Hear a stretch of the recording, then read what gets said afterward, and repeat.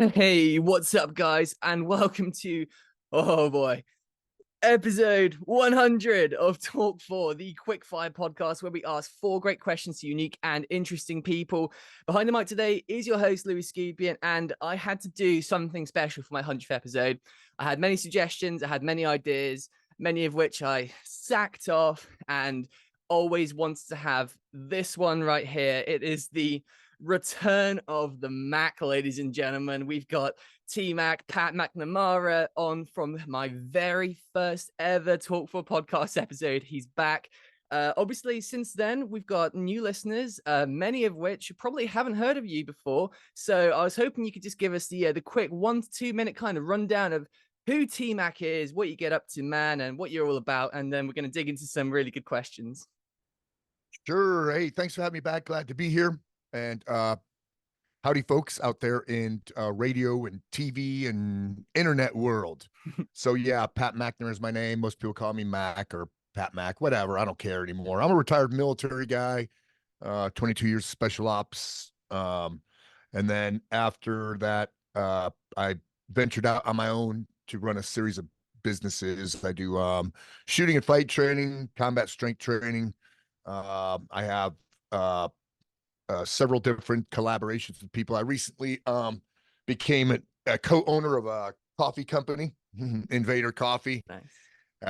And I have an internet footprint. So a big footprint on the internet. And what my objective there is basically to make people better people. Nice, man. Well, I'll tell you what, it's been a nice journey to see what you've been up to over the last 2 and a couple of months, years now. And, since then on the show as well, I've had a few people who've known you. One of my recent ones was Nick Lavery, the Machine. He spoke very highly of the Tmac, and I've had loads of other guys, and also was pleasantly surprised by seeing your face in the 100 Deadly Skills with Clint Emerson as well. So I've been keeping close contact. But for the people who haven't really seen much, or the new people, I'd just love to go into question one with a bit of a, how's life, man? We podcasted, I think, 840 days ago today. Give us the running update, man. What have you been working on? What cool stuff have you been up to? And just kind of walk us through the Tmac life over the last couple of years since we spoke last. Well, as I mentioned just before this, when we first got on here, a lot of people don't know, and because I didn't make it public, because I didn't want a pity party, but I'm recovering from an illness, a disease called PMR, polymyalgia rheumatica. So for 2.5, almost 3 years, I felt like absolute living hell, because it's inflammation that affects joints, bones, and muscles. But hard-headedness and relentless pursuit of telling it go to hell helped me fight this thing, and I'm feeling pretty damn good. I've lightened my load as far as training goes on the range and with travel. I'm not doing a bunch of that stuff anymore. I've really lightened it up. I recently started another book. I'm not going to mention the title or anything like that yet because it's too early. I'm going to start my own podcast pretty soon. The Pat Mac Show, that'll be coming up pretty soon. I've been doing a podcast with CJ Ortiz called The University of Badassery. And yeah, man, I'm tracking right along here. Still doing my basic dude stuff online, trying to keep everybody, not only entertained, but in a good mood, and trying to fill my online present channels like YouTube and stuff with good quality content. Good, man. No, it's good to see all the stuff you've been up to. But yeah, really sorry about the illness. But like you said, man, I think we can all agree that beating illness is basic dude stuff, right? Absolutely. 100%. Absolutely. Well, man, so as a podcast host, over the last couple of years, I've had a chance to really kind of grow and evolve my hosting style and stuff. And listening back on that very first episode and stuff, it's very funny for me to listen back to it. But as a host now, one of the questions that I asked you actually 2.25 years ago was if you thought that special forces operators are hardwired a certain way, and if you have to be a special kind of person to make it, or if it's possible to develop that never quit attitude. And you said that it is indeed that hardwiring, and you have to be a special kind of person to be a special forces operator. Now, in hindsight, man, what I would have wanted to ask you now as a host, which I didn't back then, as kind of the follow-up to that is, if you aren't that kind of a person, you don't have that hard wiring, how can you at least get close to it? So what are some of like the special forces attributes that anyone can kind of pick up and work on, which will at least kind of give them some ability to develop that hard wiring to some degree, do you think?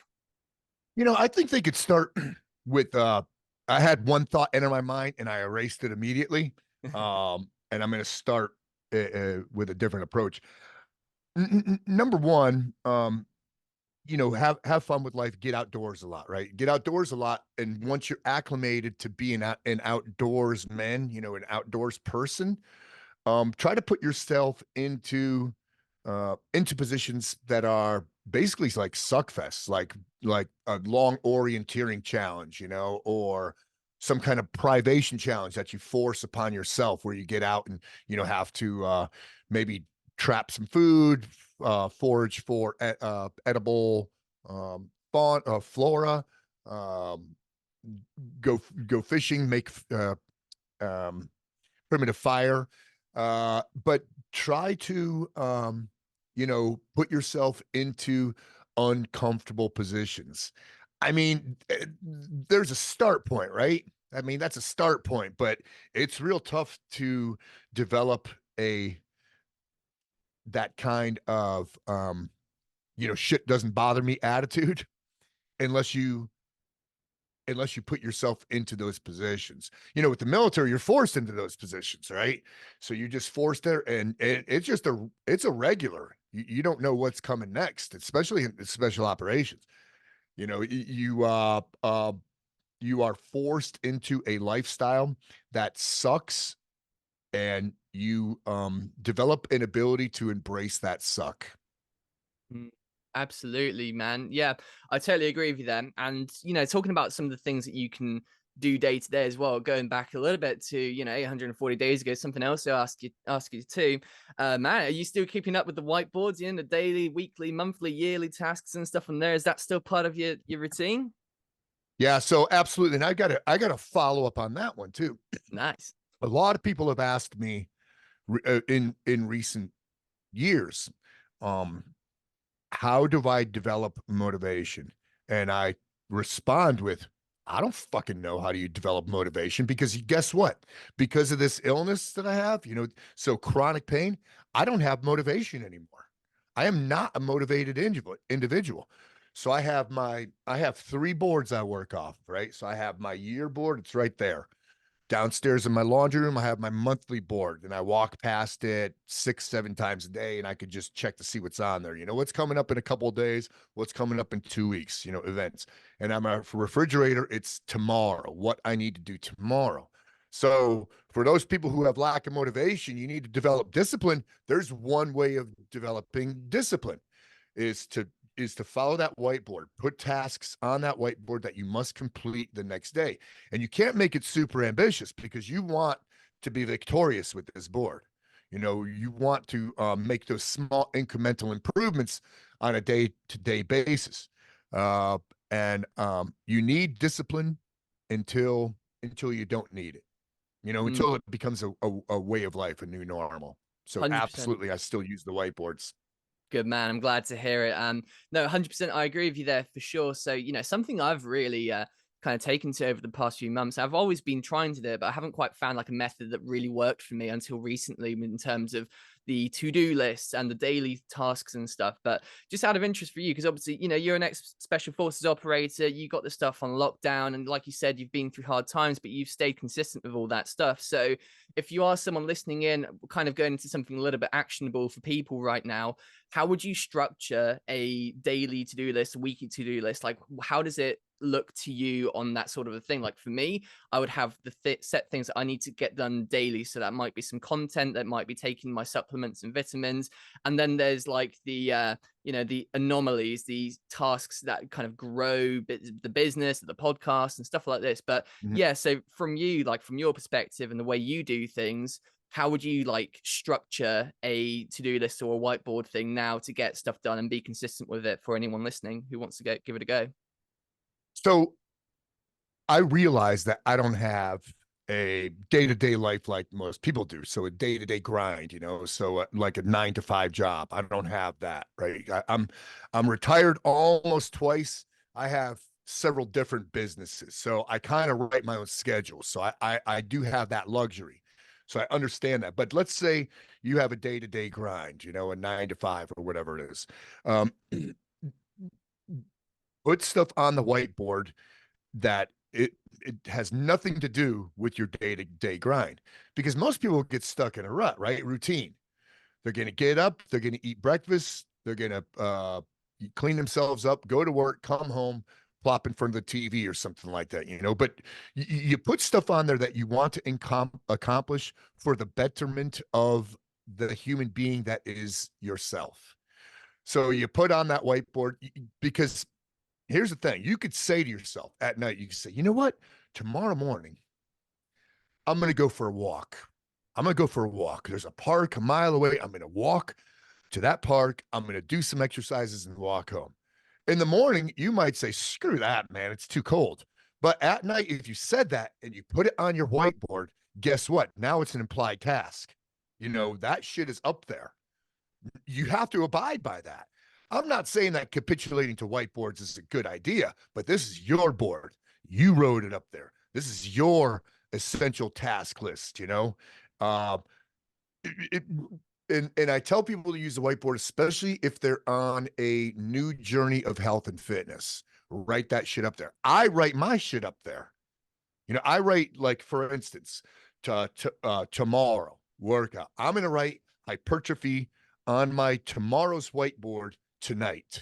So when I wake up in the morning, I'll see that I have to do hypertrophy today. Hypertrophy sucks, but it's on my board, so I know I have to do it. It could be starting a new hobby. It could be cooking a great meal. It could be making your wife the best cup of coffee ever. Just little tasks, because you want wins during the day, especially for people who are stuck in that rut. You need those small, successive victories. Yeah, I totally agree with that for sure. And, man, this is where I kind of wanted to lead to with the third question, but we're kind of on the third question now. So I'm going to change what I had planned slightly for this then. So, what I'd like to say to start off with on this subject is that, as a long time follower of you, way before I even started the podcast, I was following you. I was loving the content. So count me as a fan. But, Cool. what I've seen always from back then to now and all the in between and stuff is that you have been consistent, man, with your posts, with your making the fitness content and training. It's amazing. And, I wanted to touch on that because it's been that consistency that's got my podcast Talk4 to 100 episodes, and it's helped me to build that following and given me all the opportunities I've had. So what we were talking about just there was the kind of the day-to-day stuff, but when you're looking kind of long term, how do you structure a plan and make goals long term? Like, for example, let's get this to 100 episodes when the world is just changing so much. Like, I mean, that when we spoke last time, there was no war in Ukraine. There was no, war in Gaza. There was none of that existed. And we're only just coming out of COVID, I think, at that point. But the world's changing so much and so quick. How do you structure? I mean, another example quickly, me a few years ago and stuff, if you asked me what I'd be doing in future in a few years time and stuff, I was playing professional tennis about, 5 years ago or something. And I would have said to you, I'd be playing tennis right now professionally. And then COVID happened and so much change. And I would have never, ever in my life guessed I'd be doing a podcast, but I'm here. So how do you plan and set goals long term when everything's just like changing so much? How do you do it? I think one has to be malleable, right? Like I'm not a long-term 5-year planner type of individual.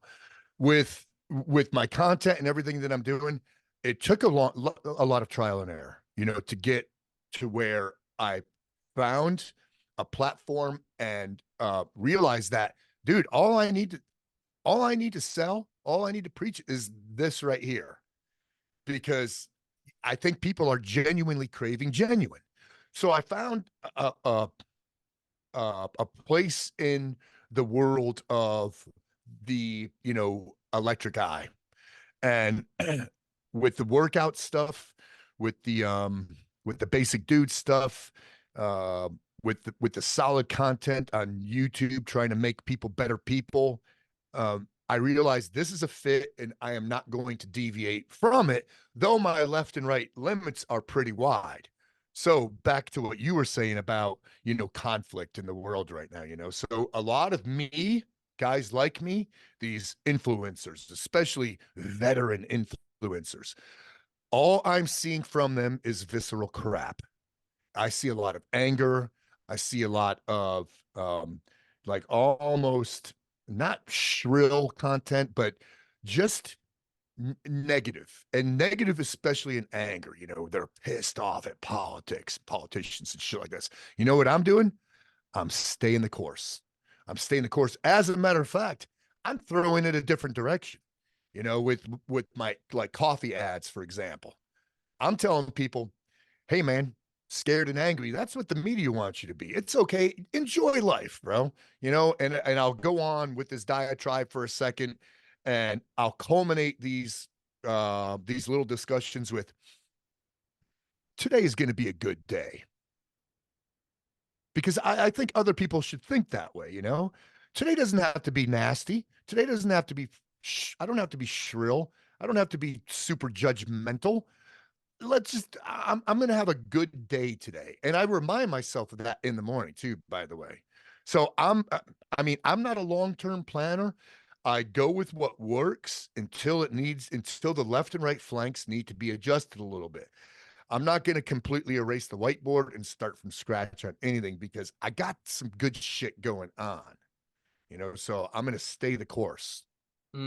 Yeah, good points. I mean, obviously, from what I've seen, I can't quite remember the exact metrics because it was quite a long time ago. But I think from fairly good long-term memory, I seem to remember you were probably around, I think, the 450,000 mark around that time a while ago. And I think you're sniffing the 600K right now, which is a massive, massive number. But so if you're seeing all of this stuff and this content from these people that's kind of disruptive and it's full of anger and everything, how are you kind of keeping your head clean of all that while still growing that page and still making all that content? Because you can't kind of have one without the other, right? Like you can't kind of grow a page in a social media platform without being exposed to at least quite a lot of that sort of content. So, for anyone listening and stuff, bit of Tmac advice for sort of, detoxing from that stuff while also maintaining your brand on social media.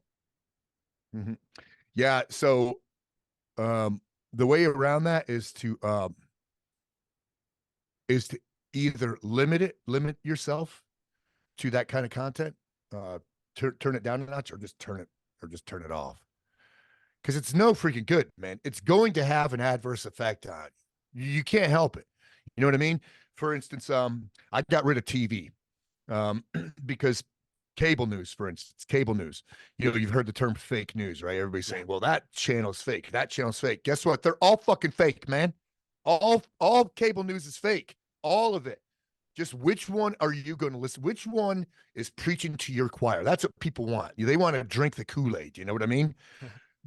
But it's it's not good for your mental health. It's there to make you angry, to make you scared, to make you opinionated, or actually to take away your opinions, to make you less and less of a free thinker. So you need to shut it down. Or what I do is I'll watch it for entertainment value, just strictly for entertainment value. And I've really limited myself on any kind of news feeds on like I don't have cable TV anymore. I have a Fire Stick. So I have to search around for little things. And I watch probably about 10 minutes of TV a day. And then I get my news from just other sources. I'll scan on the interwebs, or somebody like me, I'm sourced. I have people. I could ask people directly, people in high places. But yeah, man, that shit's it's no good for you. It's not healthy, and you need to really freaking limit it, shut it down, look at it with a filter, all that stuff. Yeah, basic dude stuff, man. Right. Yeah, something I saw on your page recently, actually. I can't remember how recently, maybe a couple of weeks or something. Was a platform called Rumble. So I actually have been thinking about this for a while, and I've been kind of looking into it, but I think I sort of downloaded it, had a look at it, and I don't know what it was because it was a while ago now, but something scared me off about it. But then I saw on your page you had made a little move over to Rumble for some Mhm. stuff there. So, just quickly, I'm just interested. Can you give me the rundown of what that's all about there, and some of the benefits maybe, and why you made that move? Because I've been seeing a lot of censorship recently among at least the community and That's just it. the You just internet. answered your own question, bro. That's why. Apparently, it's going to be, censorship free. I have to be careful here because I'm already shut down. I've been censored big time. I'm losing in like money, like substantial money because of censorship. And the only just or reasonable justification that I could come up with is they they don't want people to be strong, independent, free thinkers, and that's what I preach. Be strong, be independent, be free thinking. Be careful with what you ingest on the news. It's all fake. Um, Grow your own food if possible. Take a look at where you're getting food because all your food is poison. You're getting it from the grocery store. It's all product, even produce. There's so much poison in that crap. So that's one of the big reasons I'm getting censored. I mean, it's like catastrophic, the censorship on all my platforms. On my IG, I haven't gained a follower in over a year on IG. Over a Really? year, zero. Yeah. On another on the like YouTube channel, I've been flatline there for a long time. You could have a platform that teaches kids how to be sexual deviants and racists, and you're going to grow substantially. But you try to make people better people, you're getting shut down. Man. I mean, that Yep. So that is the apparently, world. I'm not going to have to deal with that as much on the Rumble. Um, but we'll see. I mean, it's growing slowly, but we'll see how that grows. Yeah, man, absolutely. Right. Well, that's kind of the actionable stuff. One more thing I want to ask you then, just on the back of what you've been saying there. So, I think one thing I'm seeing a lot of, and I know just for a fact at least, is that I just feel like this world and this community right now is building really weak people, and Yes. it's inspiring weakness, and it's inspiring. Yeah, I'm not pointing fingers anywhere, and I'm not saying this is bad, that's bad, but I'm saying that this whole inclusivity for anything is Mm-hmm. allowing for excuses. But if you're a young lad or a young girl listening to this right now or something, listening to Tmac, and we want to avoid that, and we want to make a start in becoming better, and like you Mm-hmm. say, kind of a bit more stoic, a bit more kind of live off the land, a bit more manly in a way, at least for the Yes. guys. Where do you start with that? Like, where does that begin? Is it, what's the checklist for at least getting your life back on track and out of this ditch? I think so. I could go on and on about this one. So I think that we human beings are devolving rapidly, right? And we're distancing ourselves further and further from our primal being, especially when it comes to awareness, to our physical being, our human physical being. Um, for for men, it's important to remember that the world needs men right now. The world needs men. And the world needs strong, independent women, free thinking women. Free thinking. It's hard to be a free thinker nowadays. You really have to take a look at your daily life. Get out of 45-degree syndrome. Get off of, limit yourself to what your intake is on the interwebs. Men need to be men. Now, here in the US, it is frowned upon now, and by politicians at the highest levels, to be me. So I am a white, conservative, masculine male. I am enemy number one right now. They're calling me and those like me the greatest threat to the country. It is okay to be masculine. As a matter of fact, it is necessary. It is absolutely freaking necessary. Now, there's a lot more to being masculine than um, physical prowess. For a lot more than that, right? It's about having manners, about treating your neighbors right, about going outside or off the beaten path to help somebody out. That's being masculine. You know what I mean? Yeah. When I bring my wife a cup of coffee in the morning, I one of my goals in the morning is to get up before she does, because I want to bring her a cup of coffee in bed every morning. And I do that every morning. To me, that's masculinity right there, you know. That's being masculine as well. But it's so important, you know, to be men need to be men, and they need to pass it on to the generations that are up and coming. You know, because these generations up and coming, Generation Z, you know, they're in a world of hurt, man. I own a couple Generation Zers. They've never not had screens. You know, they've never not known high-speed technology. And then they've all gone through these mandatory lockdowns, you know, and kept out of schools and such like that. So they're a disturbed generation, and we need to help them. We need to help them. They need help. They might not know it, but they need it, and it's it's our duty and obligation to assist them. I feel you, man.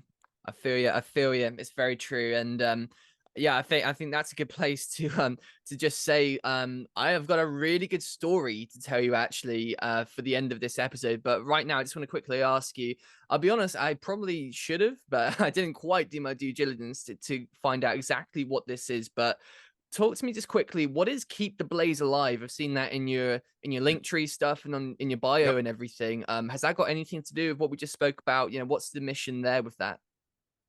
So I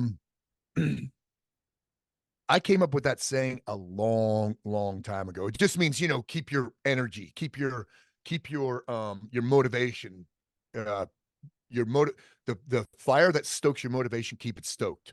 But it became something new to me when years and years ago, let's say it's almost a decade and a half now, I suffer from deep, dark depression. I was in a really bad relationship.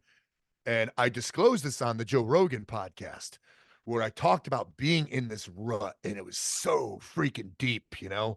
And I realized that there's no way out of this world, man. I'm going to be buried.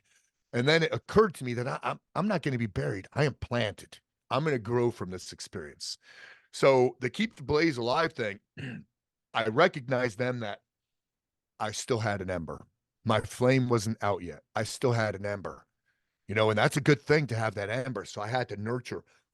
I had to put a little bird's nest in that ember, and I had to make a flame, just a small trickling flame. And then I added just a little bit of tinder, you know, and kindling to it, and made a fire. I set that fire down, and then I put wood on it. Now all I need to do is just keep the blaze alive. You know, and so when I inspire others, people ask me for an assist, for a push, for a kick in the ass. I could recognize whether or not they've got an ember. If they don't have an ember, I'm no good to them. I'm no good to them. You know, if they need a kick in the ass, I will kick in the ass. If they need two kicks in the ass, it's the juice probably isn't worth the squeeze. It's probably not.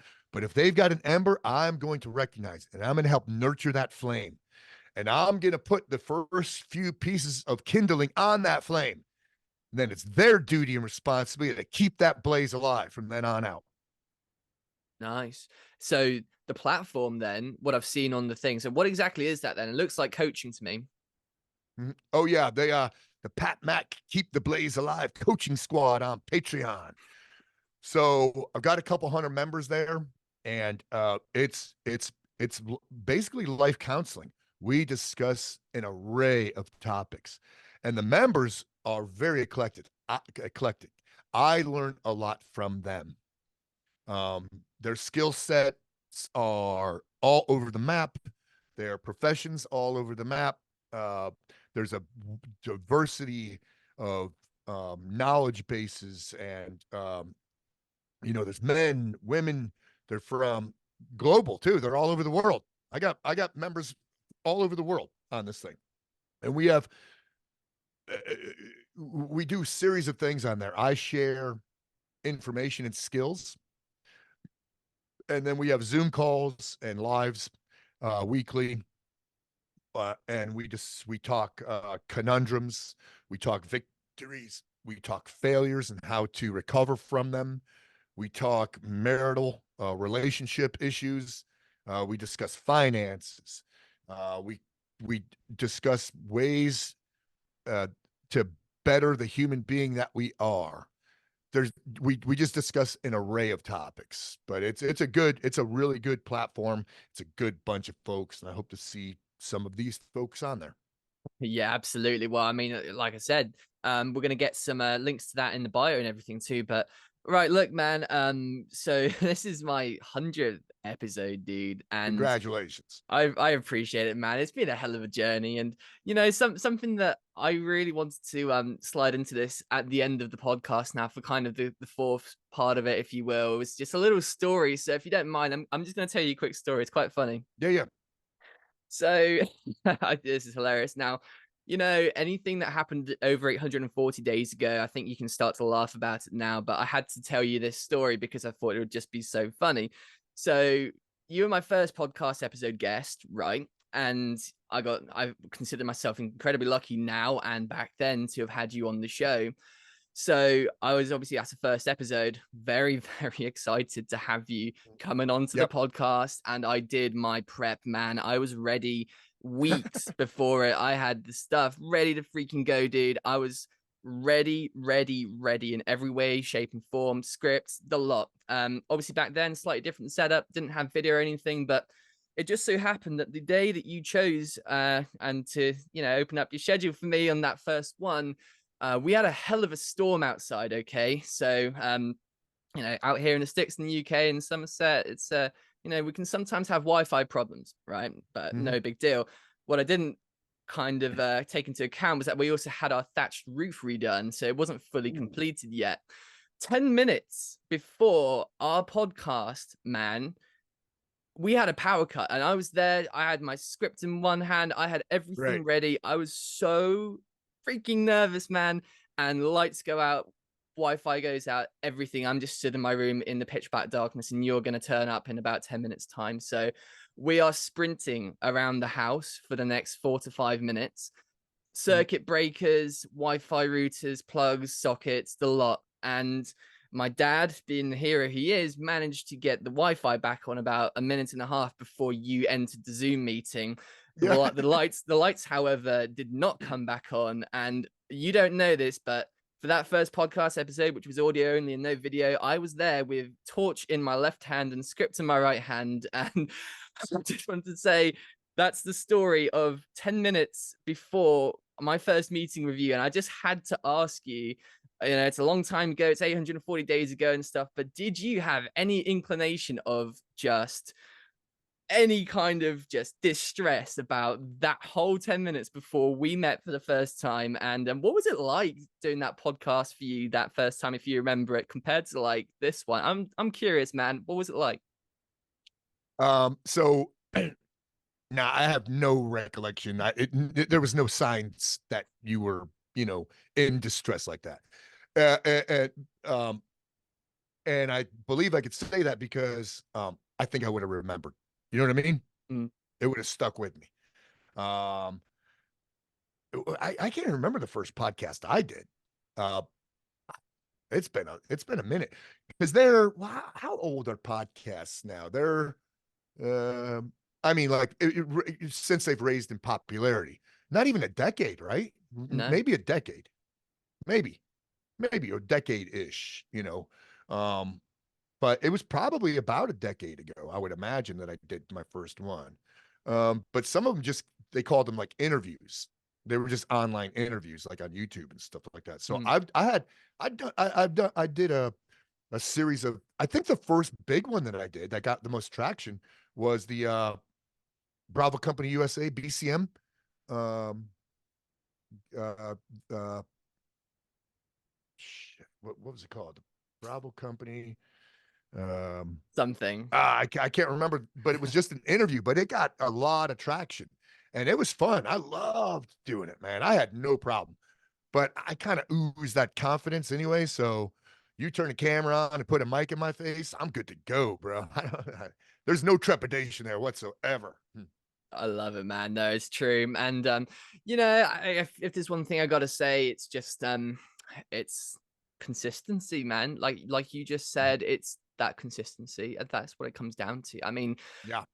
it's quite funny because a very close person to me the other day, a couple of days ago, they knew that this was going to happen for my 100th episode, and they were very excited too because they're fans of the show as well, and they Ooh. showed me the first infographic kind of promotion picture that I posted on my Talk4 Instagram page Mhm. of the show, and then compared that to like one of the ones I posted a couple of days ago with Stazika. And my God, I mean, I was thinking about this in the car journey home, and people kind of say like it's not going to fall into place for you.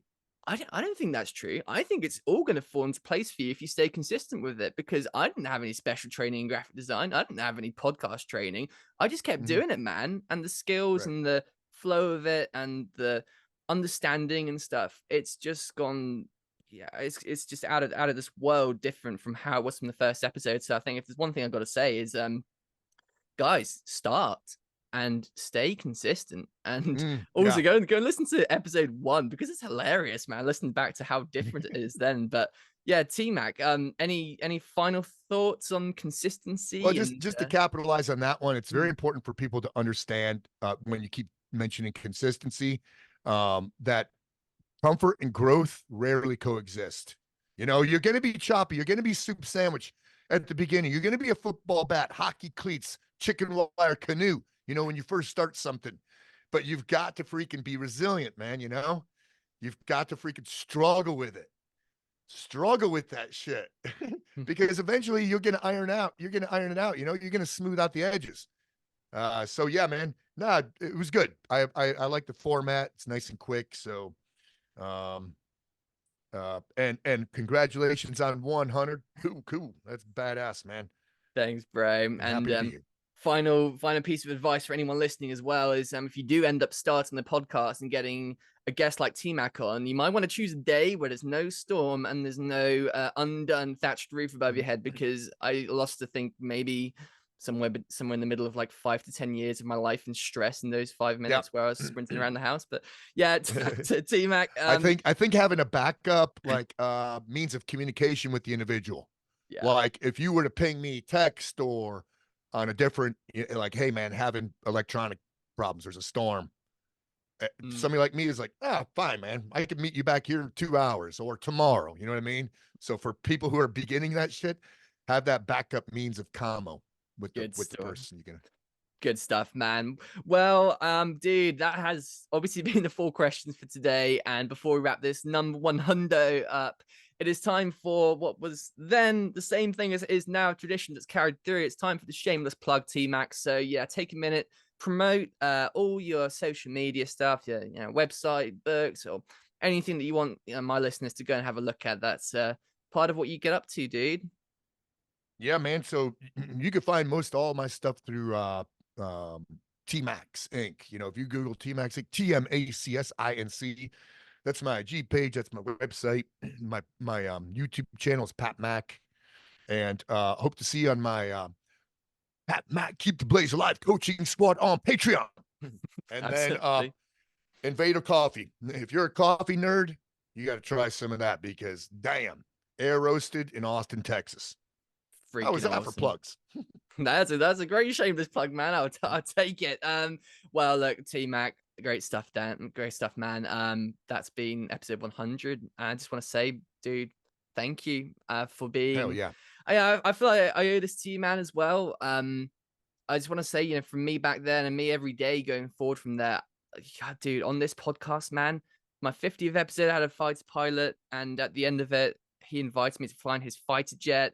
I've spoken to some of the most incredible people in the world, and I truly believe that, yeah, it's down to consistency and it's down to me, but man, you gave me such a great opportunity for that first episode. And I just want to say a huge thank you for doing that for me. Absolutely, and also bro. for being here too. It means the world, man.